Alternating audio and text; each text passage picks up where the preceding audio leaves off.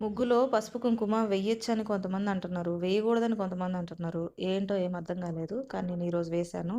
శనివారం కాబట్టి వెంకటేశ్వర స్వామికి కర్పూరంతోటి అష్టోత్తరం అయితే చేసుకున్నాను. ఇంకా తర్వాత ఒక గంట అయిన తర్వాత పడుకొని 4కి అట్లా లేసి ఇంకా ఇడ్లీకైతే పప్పు నానబెడుతున్నాననమాట.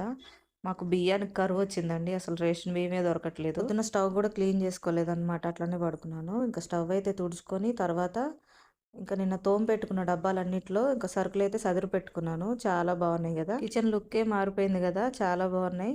ఎవరికైనా కావాలి అంటే కోడ్ అని కామెంట్ చేయండి. నేను కోడ్ కామెంట్‌లో పిన్ చేస్తాను. ఆ పని అయిపోయిన వెంటనే కందిపప్పు అయితే కడిగేసి పొయ్యి మీద పెట్టేశాను. ఈ ముక్కలవి కట్ చేసేలోపు ఉడుకుతా ఉంటది. సాంబార్ చేద్దామని చెప్పేసి.